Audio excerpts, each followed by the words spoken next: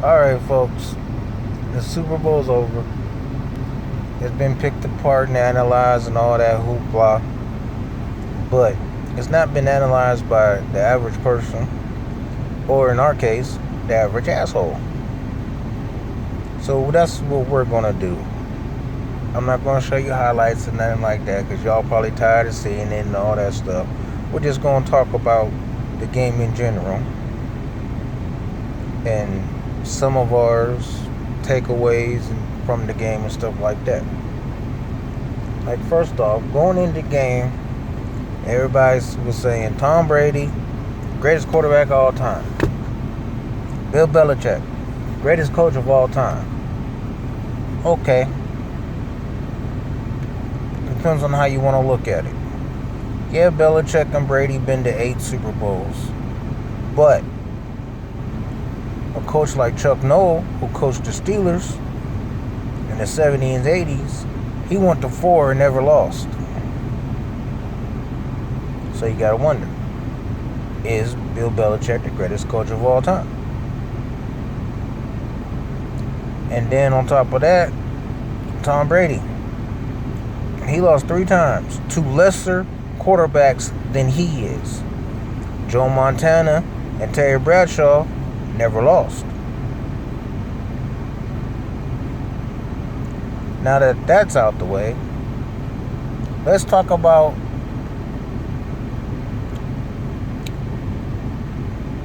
when we knew for sure the Patriots was going to lose that game.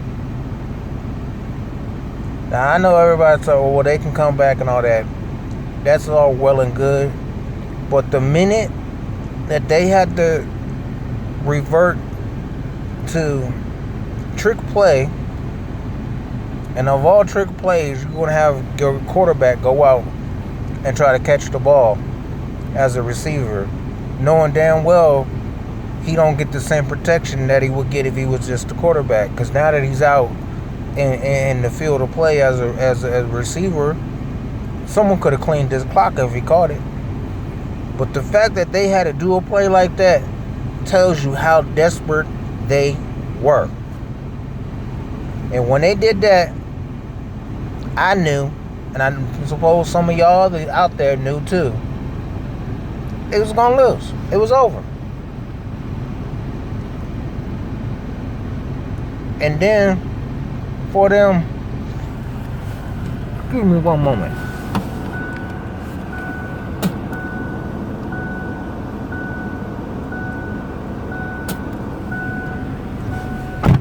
And then for them to do that one player wrong and not play him, except for on special teams, when he accounted for 97% of their plays during the season.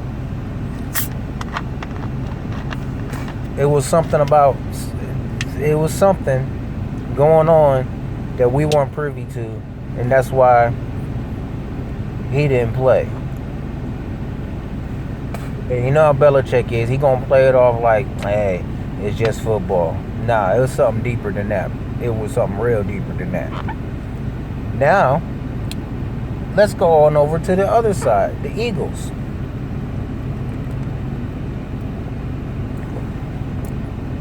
What helped the Eagles was they basically kept the same game plan throughout the whole game. They never veered from it. They never relaxed when they were up. They kept going the same way all game. And that's a plus. Because a lot of teams, when they get up like that, they take their foot off the gas, and then the other team comes back. That's exactly why Atlanta lost last year. Atlanta took their foot off the gas. Exactly why Jacksonville lost to New England in the AFC Championship game. They took their foot off the gas. Now, one of the problems I had, even though they won with Philadelphia, was I understand that Jahi is a good outside running back. But you was getting more ground and more yards with like Garrett Blunt. They should have used him more and and not less. You know, they didn't start using him more again until like the fourth quarter. They should have stuck with him most of the game. Because he was eating New England's defensive line up. He was just burling through them. And now you have to wonder, and I'm going to admit this up front, I'm not a Donovan McNabb fan at all. But you have to wonder now that the Eagles won a Super Bowl with Nick Foles, if that stuff T.O. and some other players were saying about McNabb when they was in the Super Bowl is true or not. And I'm personally starting to think that it's true. I mean, like I said, I don't like McNabb, but he's a way better quarterback than Foles. And McNabb threw up in the huddle, told his teammates in the huddle he was tired, and couldn't win the damn Super Bowl. Nick Foles, who, if he was out playing with McNabb, would have been McNabb's backup, wins a fucking Super Bowl and gets the MVP. I mean, come on now. So you have to wonder, maybe McNabb really doesn't have it. And a lot of you McNabb fans and Eagle fans are going to bitch at me, but hey, I'm an asshole. I say what I believe.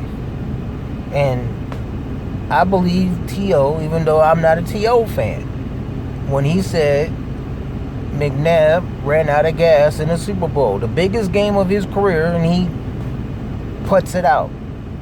Biggest game of Nick Foles' career, he gets it going. The only mistake I think Foles made is I don't count that interception against him because his own player batted the ball. The mistake I think he made is when he was scrambling and he got away from that sack, he had the whole right side to where he could have got at least 10 yards, but he tried to dump it off, which is smart too, but he should have known, he should have just took off. And we take the score out of it, take the stats out of it, and just go by what the eyes showed us in the game. The Patriots got embarrassed. I mean, they really got embarrassed. And then they did what everybody should be doing against Tom Brady. You put pressure on him. You ain't necessarily got to sack him, but you keep getting in his face and stuff. He gonna get all frustrated like he did. You see, it took him a long time to calm down. It took him a long time to calm down and start getting the ball where he wanted. And he could only do that when he was throwing it to ground. I mean, shit. Gronk and Brady remind me of Linus off of Peanuts. Gronk is Grady's blanket. Goes nowhere without him. And then he gonna lose and go crying to his wife. What does she know about football? She ain't American. But enough on his personal life. I'm glad Brady lost. I'm glad the Patriots lost. I don't consider them one of the greatest teams of all time. I don't give a fuck that they got 5 championships. I don't. Because, I mean, some of the previous championships, they cheated to get there. And before y'all say, oh, here he go again, it's documented. It's documented. The NFL punished him for it. So you can't say, oh, here we go again when it's on the books.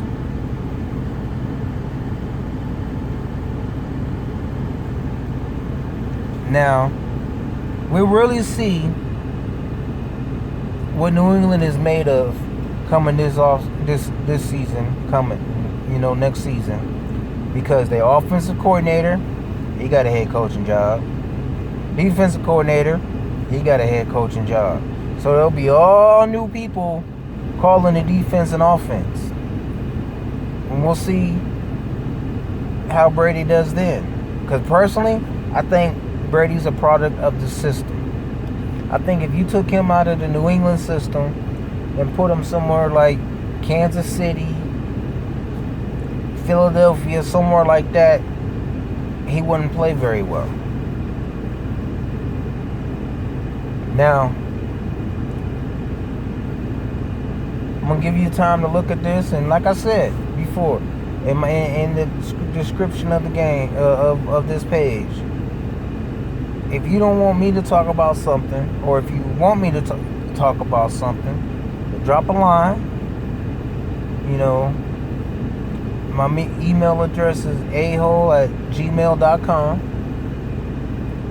Drop a line or put it in the comments section, and I'll be glad to talk about anything you want. I mean, this is not just going to be about sports and stuff like that. We're going to talk about every issue that's out there. You know, in our next episode, we'll talk about how all these sexual harassment things is going on in Congress and in Hollywood and stuff, and get your take on that, and I'll give you my take on it. Have a good one. Glad y'all tuned in. God bless.